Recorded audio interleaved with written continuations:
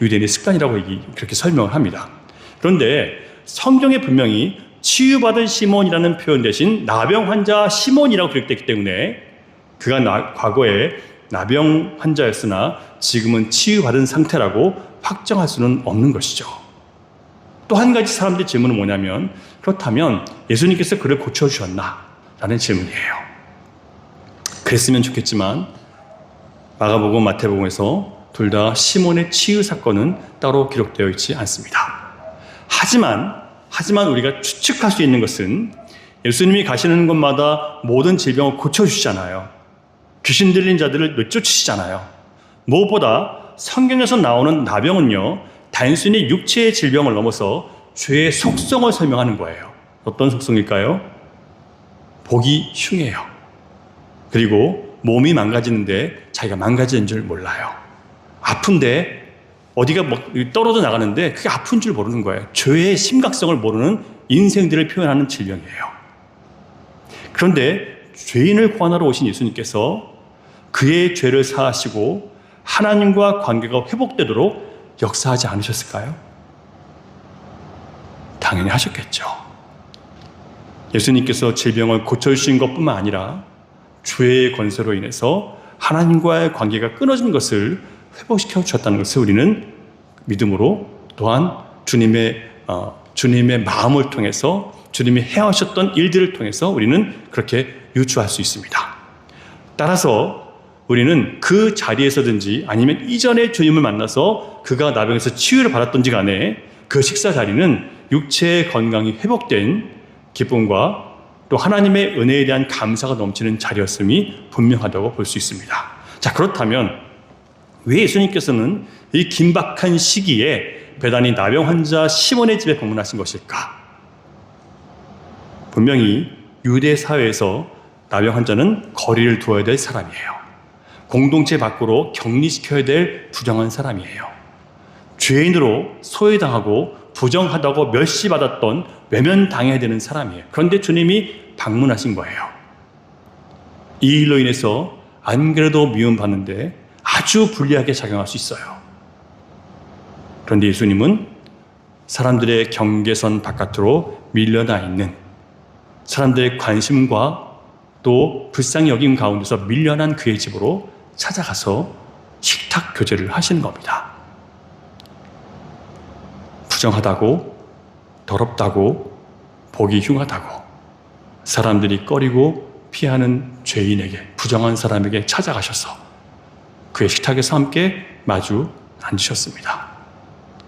여러분, 바로 내가 나병 환자였습니다. 죄인이었어요. 주님이 함께 할 수 없는 더러운 죄인이에요. 그런 주님께서 우리에게 찾아오셔서 우리가 예수님을 믿고 그분의 은혜와 사랑 안에서 구원받은 사람들이에요. 그런데 우리가 이 은혜를 우리 집사님 기도한 것처럼 자꾸 잊어버리고 사는 거예요. 어떠한 사랑으로 우리가 받았는지, 내가 어떠한 하나님 원수였은 어떤 상태에서 내가 구원받은지를 자꾸 잊어버려요. 마치 내가 원래 그 자격이 있는 것처럼 착각하는 거예요. 우리는 나병 환자였어요. 죄를 저로 모르고 내가 주인 되어 살았던 사람들이에요. 주님 보시기에 역겨운 존재들이었단 말이에요. 주님이 먼저 찾아오셨어요. 유대 사회에서 식탁 교제를 한다는 것은요, 결코 단순한 문제가 아니었습니다. 누군가를 식사에 초대하고 그 식사에 내가 참여한다는 것은 그 상대방을 내 삶의 영역으로 받아들인다는 뜻이에요. 깊은 유대감을 형성하고 싶다는 의지의 표현이기도 합니다. 이 사람과 친밀해지고 싶고 이 사람과 영적 가족이 되고 싶은 마음이 있다는 것을 표현하는 겁니다. 그래서 교회의 식탁은 그런 의미로 하는 거예요. 그냥 밥 한 번 먹기 위해서 하는 게 아니라 이 사람과 친밀감을 갖고 주님 안에서 영적으로 교제하기 위한 식탁인 거예요.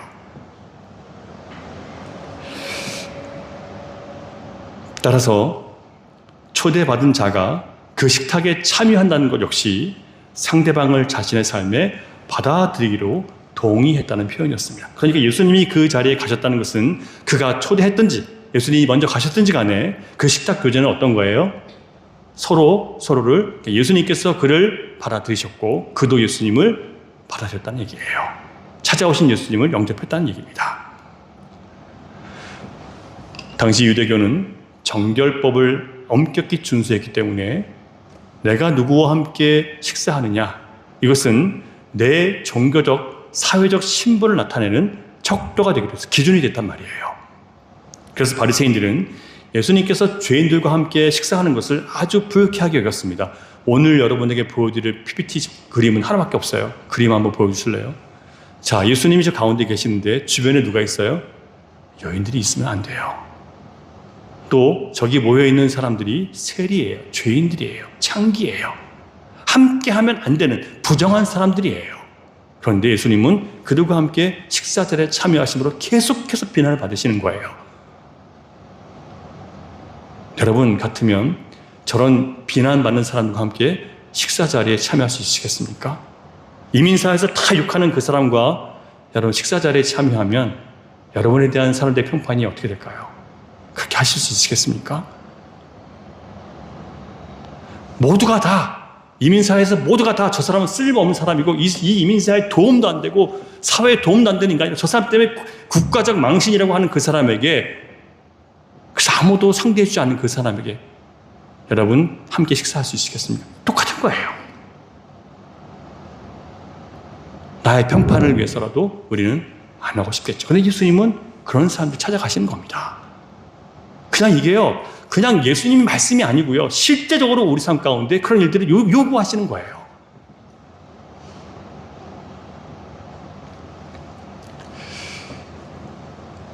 그러므로 배단위 나병 환자 시몬과 예수님의 식탁 교제는, 우리 주님은 나병 환자 시몬에게 그의 병을 치유해 주셨고 죄사함의 확신을 갖도록 식탁에 함께 하셨던 것으로 우리는 해석할 수 있습니다. 자, 결과적으로 예수님께서 그 식탁에 참여하신 것은 나병 환자와 그의 가족들을 하나님 나라의 식탁으로 초대하신 것과 같은 의미입니다. 내 가족이야, 내 형제야, 하나님 아버지를 함께 아버지로 부르는 나의 형제야라고 초대하신 겁니다. 여러분의 옆 좌우 계신 분들은 바로 그런 분들이세요. 귀한 분들이세요.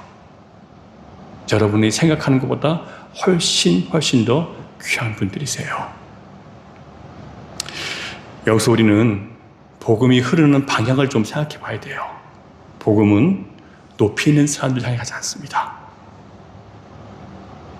높은 데서 낮은 곳으로 흐르잖아요. 그런데 자기가 높다고 하는 사람들에게는 이게 흐르지 못하죠. 복음은 자기들이 의인이라고 생각하는 사람들, 권위와 권세를 가진 자들이 그것으로 자기들을 자랑하고 그것으로 자기들을 유익하게 하는 사람들에게 늘 복음은 거부당해요.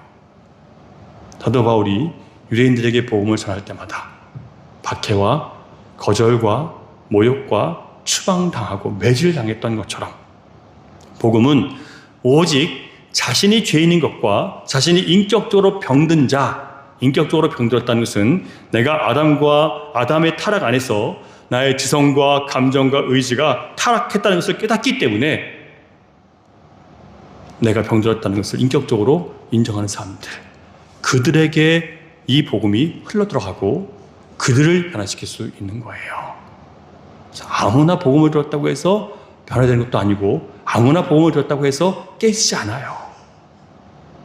내가 인격적으로 병든 자임을, 내 지성과 이성과 감정이 병든 자임을 인정하는 사람에게 참으로 복음은 역사하는 거예요.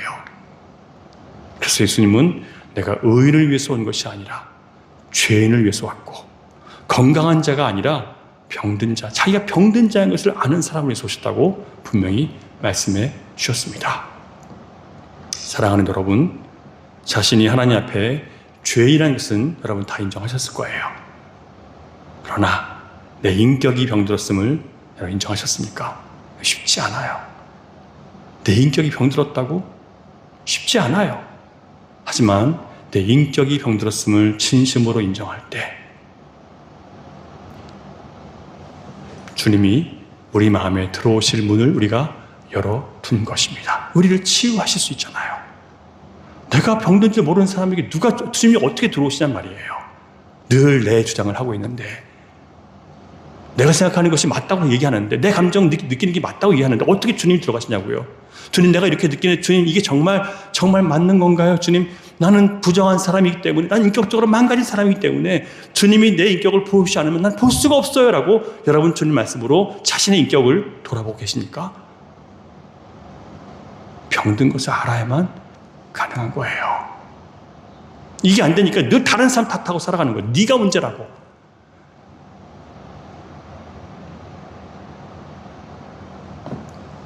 우리의 판단이 정말 맞을까요? 우리 느끼는 감정이 다 맞을까요? 우리 선택이 다 맞을까요? 그렇지 않아요. 여러분 병드셨습니까? 인정하시기 바랍니다. 그래야 주님이 고쳐주세요. 그리스도의 복음은 사람들의 기대와 달리 깨끗하고 잘 꾸며진 장소, 교양 있고 성품이 좋은 사람들이 모이는 곳으로 흐르지 않아요. 복음이 필요한 곳으로 흘러갑니다. 나는 복음이 필요해요. 난 죄인이에요. 나는 병들었어요. 주님 고쳐주셔야 됩니다. 그런 사람들에게만 복음이 흘러들어가는 거예요. 이것을 인정한 베다니의 나병 환자 시몬의 집, 가장 천대받고 멸시받고 외면당하는 그곳에 주님이 찾아가시는 겁니다. 하나님의 사랑을 가득 싣고, 그리고 그 자리에서 예수님이 온 천하 어디든지 복음이 전해지는 곳마다 이 여자가 행한 일도 말하여 그를 기억하라고 하신 그 놀라운 사건이 여기서 벌어지는 겁니다. 어디서요? 은혜의 장소에서. 도무지 자기가 없는 나에게 찾아오신 주님을 만난 그 은혜의 자리에서 이 은혜의 간증이 또다시 열리는 겁니다. 장소가 존경받는 종교 지도자, 율법을 잘 지킨다고 자신했던 젊은 부자 관원의 집도 아니라 오히려 그런 사람들이 부정하다고 멀리하고 소외시키는 나병 환자 시몬의 집에서 가장 주님이 칭찬하시는 헌신이 있었다는 것을 우리는 반드시 기억해야 합니다. 왜? 예수님이 기억하라고 하셨으니까. 기억하셔야 돼요. 늘. 우리가 익히 잘 아는 것처럼 여인이 드린 향유의 가치는 300데나리온 이상의 나드, 아주 귀한 향유였어요. 노동자 1년치 월급과 같습니다. 1년치 수입과 같아요. 적지 않은 액수이고, 이 향유는 이 여인이 처녀가, 시집가지 않은 처녀가 미래를 대비해서 저축하는 수단이기도 했어요. 그런데 이 향유를 부었다는 겁니다. 그러자 곁에 있던 사람들 중에서 어떤 사람이 화를 내며 서로에게 말해요. 어찌하여 이 향유를 허비하는가? 이 향유를 300데나리온 이상으로 팔아서 가난한 자들에게 나눠줄 수 있었다. 이게 무슨 쓸데없는 낭비냐라고 책망합니다. 그런데 예수님의 생각은 어땠어요? 그 책망하는 사람들과 달랐어요. 6절 보겠습니다. 6절 같이 읽을게요. 시작. 예수께서 이르시되 가만두라. 너희가 어찌하여 그를 괴롭게 하느냐? 그가 내게 좋은 일을 하였느니라. 다 나쁜 일이라는데, 다 책망하는데 예수님은 좋은 일이라고 말씀하시는 거예요. 왜 예수님과 그의 제자들 또는 무리들 사이에 언제나 이런 인식의 차이가 그렇게 크게 일어나는 걸까요? 항상 그랬어요. 항상 인식의 차이가 있어요. 그리고 지금도 우리와 주님의 인식은 너무나 차이가 있어요. 그래서 주님 말씀이 말도 안 되는 것처럼 느껴지는 거예요. 우리의 문제지 주님의 문제가 아니에요. 제자들은 주님과 함께 하면서도 여전히 하나님 마음, 하나님의 영광보다는 그들에게 약속했던 현실적인 경제관 또는 합리적인 사고, 손익 계산을 앞세우고 있었던 거예요. 근데 그들은 아주 중요한 놀라운 주님의 역사를 잊고 있는 거죠. 물고기 2마리와 떡 5덩이로 5,000명을 먹이시고 12광주를 남기신 예수님을 기억하지 못하는 거예요. 여러분, 매일매일의 삶 속에서 우리가 이것을 기억하지 못하면요, 우리는 예수님을 우리와 똑같은 수준으로 그렇게 내려놓고 보는 거예요. 그래서 믿음이 안 생기는 거예요. 또한 갈릴리 동편 이방인 지역에서 떡 7덩이와 작은 물고기 2마리로 장정만 4,000명을 먹이시고 7광주를 남기신 예수님을 제자들은 기억하지 못하는 거예요. 그렇다면 예수님은 왜 사람들이 책망하고 비난하는 이 여인의 행동을 칭찬하셨을까? 8절, 그 이유가 나와요. 8절 같이 읽습니다. 8절 시작. 그는 힘을 다하여 힘을 다하여 내 몸에 향유를 부어 뭘 했다고요? 내 장례를 미리 준비하였느니라. 먼저 이 여인은요, 힘을 다했대요. 힘을 다했다는 것은 남은 힘이 없는 상태예요. 자기의 미래가 담긴, 자기의 내일이 담긴 모든 것을 다 쏟아부은 거예요. 한순간에 예수님 앞에. 사실 이것은 우리 인간의 경제관으로 볼 때 너무 위험하고 너무 무모해 보이는 거예요. 심지어 주식 투자를 하더라도 한꺼번에 한 둥지에 다 놓지 말고 분산시키라, 뭐 이런 얘기 많잖아요. 우리는 늘 이런 얘기 듣고 있기 때문에 과연 이런 말씀을 들었을 때 이게 말도 안 되는 얘기처럼 들릴 거예요. 그런데 이 여인이 그렇게 힘을 다할 수 있었던 것은 그만큼 주님을 향한 이 여인의 믿음이 순수했을 뿐 아니라 이 여인이 누구보다 예수님이 하나님의 아들이시며 구원자이시라는 것에 대한 순전한 확신이 있었다는 것을 우리가 알 수 있어요. 그러니까 예수님이 어떤 분이신지에 대한 분명한 확신이 있었기 때문에 모든 미래를 내놓는 것이 아무렇지도 않게 되는 거예요.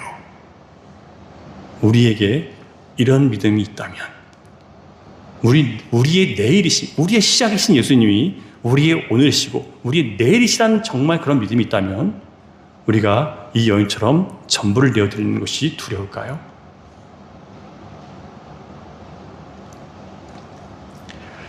제자들처럼 계산하지 않을 수 있었던 이유는 자신의 미래를 전부 쏟아붓는 대상이 누구인지 이 여인은 너무나 잘 알고 있었기 때문에 그래요. 제자들도 예수님이 하나님의 아들이시며 구원자이심을 알았습니다. 하지만 그들은 여전히 십자가를 통해 죽으시고 부활하심으로 구원을 이루시는 주님에 대한 믿음은 없었고요. 예루살렘에 올라가서 왕의 자리로 들어가셔서 예루살렘을 회복하고 이스라엘을 회복하고 왕 옆에서 다스릴 것을 생각하고 있었던 사람들이에요. 아직도. 그런데 예수님은 이 여인이 내 몸에 향유를 부어서 뭘 준비했다고요? 내 장례를 준비했다라고 말씀하십니다. 사실 이 여인이 정말 예수님이 곧 죽으실 것을 알고 기름 부었다라고 그렇게 볼 수는 없을 수도 있어요. 그리고 많은 학자들이 그렇지 않을 것이다라고 말합니다. 하지만 이 여인은 주님의 늘 말씀하신 것을 귀담아 들었던 여인이기 때문에 그래서 곧 주님이 말씀하셨던 그때가 가까이 왔음을 느꼈을 수도 있어요. 그리고 주님이 그 여인이 한 것이 나를 위한 장례를 치르기 위한 기름 부음이라고 말씀하셨기 때문에 그 여인 마음에 그것이 있을 수도 있다는 것을 우리는 추측할 수 있습니다. 그런데 문제는요, 산 사람에게 기름을 바르지 않아요. 죽은 자에게 바르죠. 그렇다면 여인이 예수님께 기름을 쏟아부은 이유는 무엇이었을까? 여러분, 그리스도라는 뜻이 무엇이죠? 기름 부음 받은 자죠. 기름 부음 받은 자. 이 여인이 예수님께 기름 부었다는 것은 예수님이 바로 하나님께서 보내신 기름 부음 받은 그분, 그리스도. 진정한 왕이고 진정한 제사장이며 영원한 제사장이며 하나님 말씀을 이 땅에 선포하는 진정한 선지자라는 것을 여인이 인정했다는 거죠.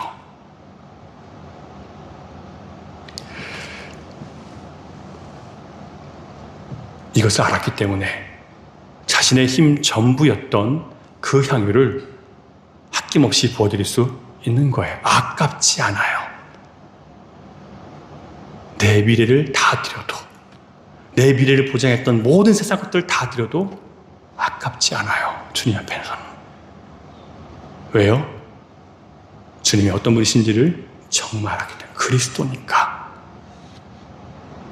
그분이 왕이시고 그분이 제사장, 영원한 제사장이시고 그분이 나에게 늘 하나님의 말씀을 전해주시는 그분, 그 왕이시기 때문에, 그 선지자시기 때문에 아깝지가 않은 거예요.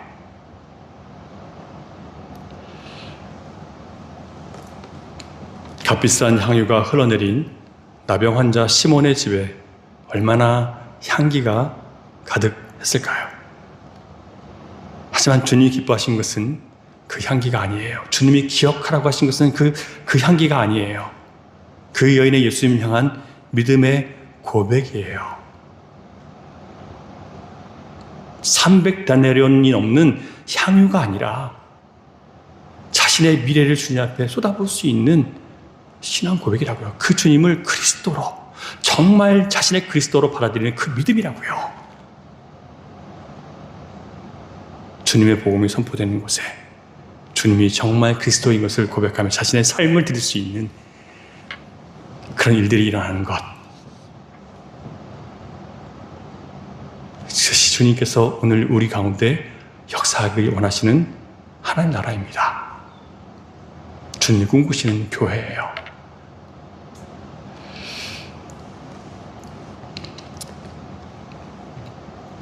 진짜 헌신은 우리의 것을 드림이 있는 것이 아닙니다. 내가 주님의 것임을 알기 때문에 내가 드리는 모든 것이 주님의 것이기에 주님 앞에 드리는 것이 아깝지 않은 거예요. 내 것을 드리는 게 아니라고요. 내가 가진 나의 미래, 나의 삶 전체가 주님의 것이기 때문에, 주님께서 피로 값주고 사신 삶이기 때문에 기꺼이 나의 삶을 드릴 수 있는 것, 그렇게 주님께 드리는 거예요. 나의 것을 드리는 게 아니라고요. 원래 주님의 것이었던 것을 주님께 온전히 올려드리는 겁니다. 자기 자신이 주님의 것이라는 것을 깨달은 사람이 그 하나님을 아는 지식 때문에, 그 예수님을 만난 기쁨 때문에 기꺼이 나의 미래, 그것을 위해서 준비한 나의 모든 것, 자신의 행복, 하나님께 온전히 맡겨드리는 가치의 전환, 이것이 참된 헌신이고 참된 순종입니다.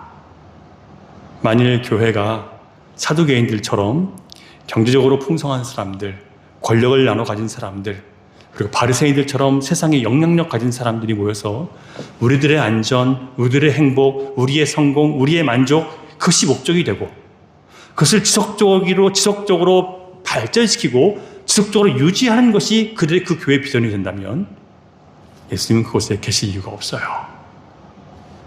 그곳에 안 계세요, 예수님은. 그래서 제가 제일 안타까운 게 자꾸 우리 교회를 유지하려고 하는 거예요. 교회는 유지하는 것이 아니라 찾아가는 거예요. 주님이 찾아오신 것처럼 또 찾아가는 거예요. 세상이 무시하고 외면하고 소외시킨 사람들.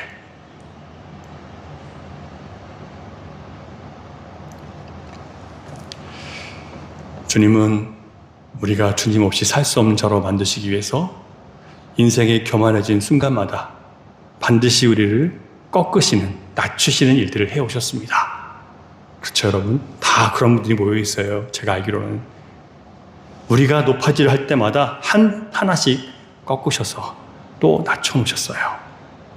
우리가 주님 없이 살 수 없는 자로 만드시기 위해서 주님은 반드시 그렇게 낮추십니다. 그것이 은혜인 것을 여러분 시간 믿음으로 받아들이시길 축복합니다. 세상에서 영광을 구했던 제자들은요, 이제 곧 실망할 거예요. 왜? 예수님 달려 돌아가시니까요. 실망할 거예요. 하지만 예수님께 기름 부었던 이 여인은 주님이 말씀하신 것을 기억할 거예요. 왜? 이 여인은 나의 장례를 위해서 기름 부었다. 그리고 이 여인은 제자들과 달리 주님의 죽으심까지도 받아들인 거예요. 그래서 실망하지 않고 모든 제자들이 다 도망쳤을 때 십자가 밑에까지, 그 십자가 죽으시는 그 자리까지 여인은 찾아가서 기다리고 함께 우는 거예요. 사랑하는 여러분, 우리 자신에게 오늘 말씀을 통해 질문을 던져보겠습니다. 우리는 어디까지 예수님을 믿고 어디까지 우리의 삶을 맡겼습니까? 정말 주님에게 여러분의 힘을 다 쓰셨습니까? 그 힘을 남겨두고 내가 갖고 있는 또 다른 대안으로, 혹시 주님이 날 도와주지 않으시면 내가 쓸 대안으로 남겨놓고 계시지는 않으십니까? 신자의 향기는 나의 드림, 나의 헌신에 있는 것이 아니라 하나님과 그 아들을 정말 알고 그분을 안 그 믿음 안에서 나오는, 자기 포기에서 나오는 향기입니다. 신자의 향기는 자기를 향기롭게 하기 위해 쓰는 것이 아니라 예수 그리스도가 주인된 사람들에게 저절로 뿜어져 나오는 향기입니다. 여러분, 이 시간 우리에게는 어떤 향기가 나는지 한번 살펴보면 좋겠습니다. 그 향기를 전하기 위해서 기꺼이 나의 주인됨을 내려놓고 주님께 나의 삶을 전부 맡기겠습니까? 나는 이 질문에 여러분 대답하시면 좋겠습니다. 조용히 묵상하시면서 한번 이 질문에 대해서 여러분 대답하시면서 기도하면 좋을 것 같습니다. 기도하시겠습니다.